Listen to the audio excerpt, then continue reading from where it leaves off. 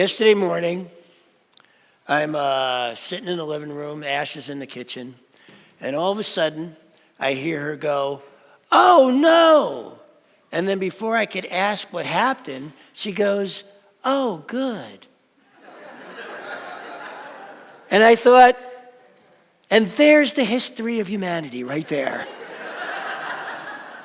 Oh no! Oh, good. Oh, no. How many times did you do that last night during the game? Oh, no. Oh, good. Oh, no. Ended on an oh, no.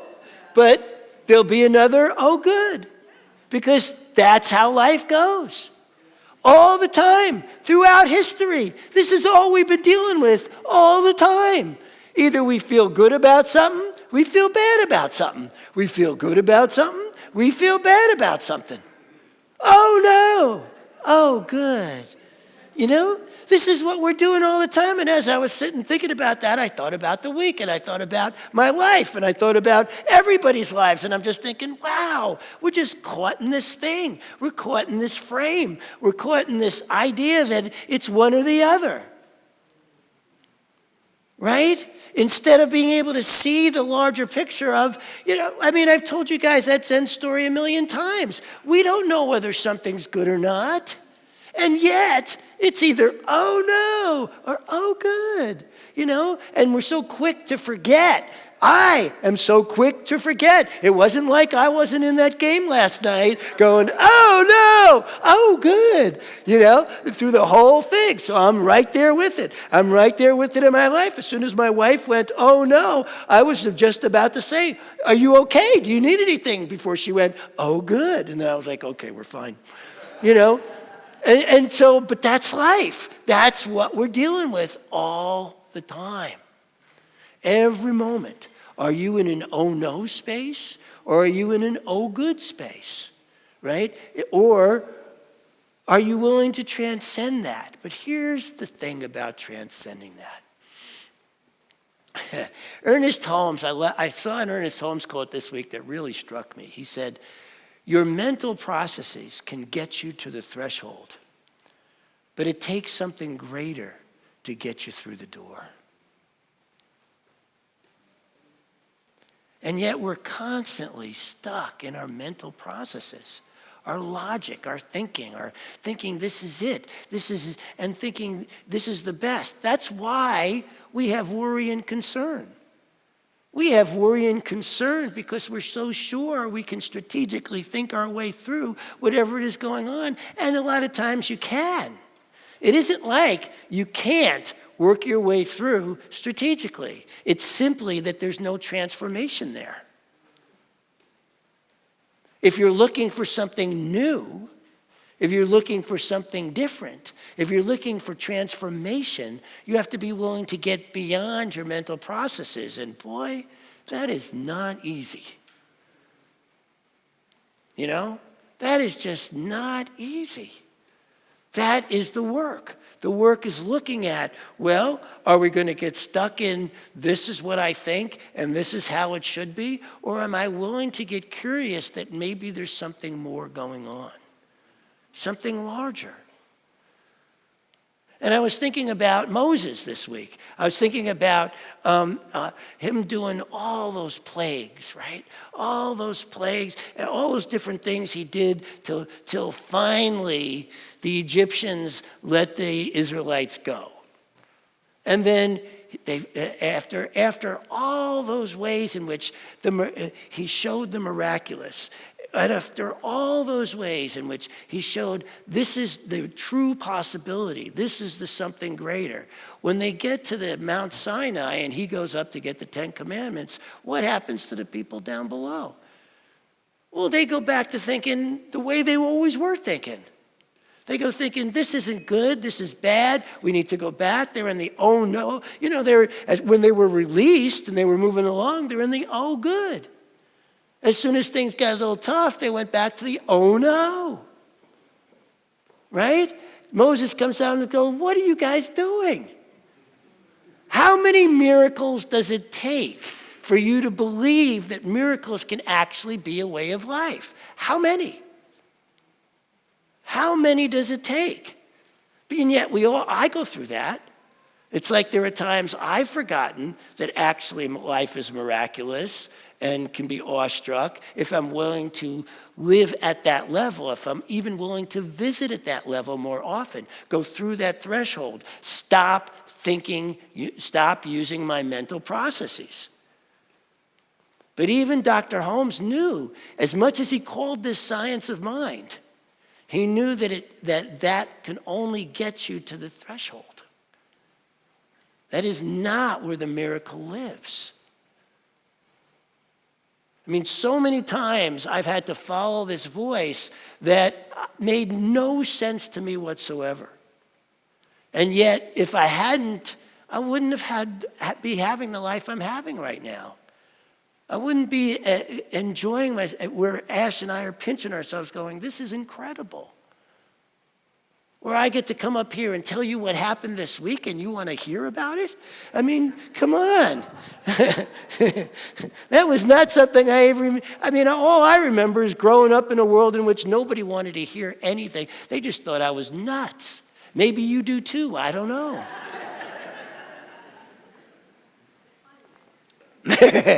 But funny nuts. And so we're moving around in this world, right? And we're confronted with all the different things that we need to do in a day, and go to work and pay our bills and be in relationships and all the crazy stuff that goes on that sometimes we feel really good about it, so we're in that good place, and sometimes we're not feeling so good about it, so we're in the no place. And so and those judgments in and of themselves have us caught up in the drama we call life, and it's easy to get lost in the fact that there is something greater going on here. There is something beyond this. Pema Chodron, I read a quote of hers this week that said that the true practice, is letting go of all barriers in thinking that somehow this is more than a dream. That we get caught up in thinking that this is important or real. And I'm not saying, it isn't. But there is that whole saying in Zen that says, are you being a bloated rice bag right now, thinking of yourself so important? Thinking what's going on in your world is that important. And we're the only ones living our lives, and so there is a way in which it is, right? I'm not here saying, don't make your life important. Don't make you the most important person in your life. You're the only person you got. So, but there is a way in which there are these other people doing the same thing, and if we're going to live in compassion, then we have to be willing to at least take a question what it is we think we see. At least be willing to question, is this really an no? Is this really a no good? At least question it so that it has some equal playing field with the fact that there's other things going on. I was thinking about how it's really, how many times I was thinking about the closed and the open-hearted lesson. I've talked to you about that before, in which we usually, in the midst of a devastating thing that goes on, grasp towards the closed-hearted lesson, which is, I need to be safe, I need to take care of myself, get away from me, I'm taking care of me right now, and that's it. And then, or we quit the job, we quit the relationship, we moved on, we did this, we did that. And then 3, 4, 5 years later, we look back on what happened and we go, well, maybe that wasn't so bad because look where it led me. Right? So I'm in this cabin in the woods, which I've told you about lots of times, and I look back, and at the time when I first got in there, my first day in the cabin in the woods, it was definitely an oh no. I'm there, no money, no job, no prospects, not knowing, just kicked out of my $3,000 house, 3,000 square foot house on a mountaintop with 6 acres. And now I'm in this cabin in the woods that's totally broken down. The only reason I'm getting to stay there is because I said I'd fix it up, and it needed a lot of fixing. And I'm sitting there and I'm crying. I'm so feeling so devastated. And I look back on that person now as I stand here today and going, if that didn't happen, I wouldn't be here today. That's what it took to shift me and transform me to stop fixing what was clearly unfixable, since I kept trying to fix my life and that never worked out. That it wasn't until I realized that the fixing was the problem, was thinking I could logically figure this out, was the issue itself, that I had to somehow get beyond that, see something greater, be into something greater. Now, I'm not saying you need to go to that kind of extreme to know that there's something greater in your life, but maybe you do. Don't be afraid of it. If something devastating happens in your life, it could be the exact thing you needed to transform you. It could be exactly what you needed. Because that's what I have found every single time. Every single time I look back on those, what I thought at the time were devastating moments, I now look at and go, wow, they really moved me. They really had me move forward into who I was to become, who I'm still becoming. Because it ain't like I'm there yet.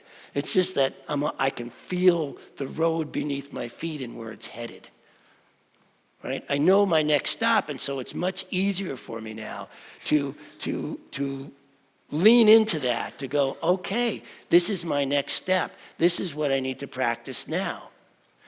Earlier in the week, I received an email that was very upsetting to me. And I had to sit with it and go, there's something here for me. There's something here for me. Doesn't matter how right and wrong that is. What matters is how I'm being with it. And so as I sat with that more, I could see what it was. I could see how I was setting up these lines and these barriers and saying, oh, this is right, this is wrong, this is that. And then I'm going, wait a minute, what am I doing? That isn't who I want to be. I want to be this person who is closer to that Zen story. I mean, I got all these Zen stories that I fall on and literally fall on because I'm grasping at them so hard sometimes. The one about and I'm sure I've told you this story. Zen master sitting in his monastery, and a man and a woman and their daughter and a little baby come barging in and go, our daughter says, you're the father of this baby, here, take it. And the Zen master goes, is that so? And they leave. And because that happened, his reputation's destroyed, he's kicked out of the monastery, and he raises this baby for the next couple of years. And all he says is that so? Staying very centered, very clear that this obviously is what's in front of him to do, so he takes good care of the baby. 2 years later, that same family comes back totally apologetic because finally the daughter said it was the grocer's son. And they take the baby back. And the Zen master goes, is that so? That's centered. That's playing in the world, being right with it, doing what's right in front of you to do, and not making anything against you. How good are we at doing that? Me, I'm still working on it. Right? It takes a lot of work for me to get to that place of, okay, there's no one and nothing against me. Say that with me. There's no one and nothing against me. Say it again. No one and nothing against me. Yes, that's really true, even though it can look like that. So it's in those moments where it looks like that that's where the practice is, right? Or how about this one? You're against yourself. You're beating yourself up for something you did, and you need to go, wait a minute, since there's no one and nothing against me, that means I can't be against me either. Where's your compassion now when you think you did something wrong or you didn't do it good enough? Where are you setting the bar that has you being somehow not kind to yourself? Because if we're really going to do this work, we really need to be kind to ourselves. That is just vital in how this work unfolds, right? And so being able to get to that space in the midst of feeling attacked, in the midst of feeling like something's very wrong, in the midst of feeling like this is not something I'm good at or care to be involved with. But here it is. Here it is. Because if it's in your world, it's yours to do. Maybe not in the way you used to do it. Transformation, right, is being willing to be curious. It's in my world. What's mine to do here? What is always, always, always mine to do is check on who I'm being. Who I'm being. I call it who before what. Because we're so quick when something happens to want to go take care of it. And if we do that, we're coming not from a place of center. Not that we won't take care of that. I'm just saying, taking a moment, taking that time, that practice time to go, who am I being now? I mean, that was my favorite part of the story about Catherine breaking her leg.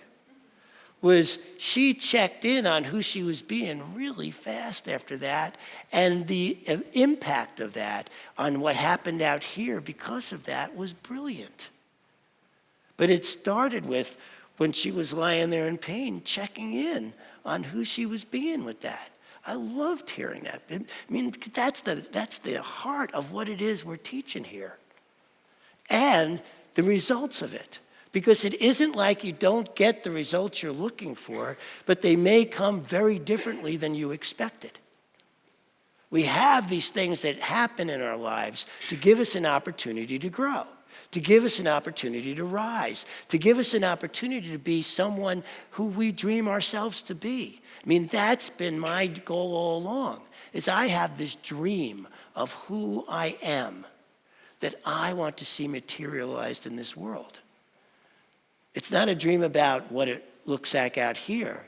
It's a dream about what it feels like in here, no matter what's going on out here. And I've noticed that that's really possible. I haven't fully achieved it yet. It's still my work to do. But because I know it's my work to do, I keep getting closer to it.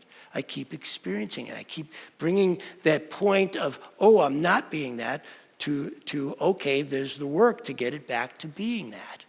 I'm not being that. Okay, now's the work to being that. I told you the story about running in the airport and stopping every time I felt myself not being who I wanted to be. Because it was way more important who I was being than whether I made that plane. Once you start making who you're being more important, out here changes. Like, I did make the plane. Even with stopping 3 times and only having 20 minutes. Because out here it changes, man, in ways that you can't logically plan. You know, there's no plan that I could have put together that has had my life unfold the way it is. Am I saying don't make plans? No, I'm not saying that. I'm just saying even if you're going to make plans, check who you're being first. Are you concerned? If you're concerned, you're not centered. Are you worried? If you're worried, you're not centered. Are you upset? Are you angry? These are clear signs. Now, here's some other signs you're not centered. You're overly happy.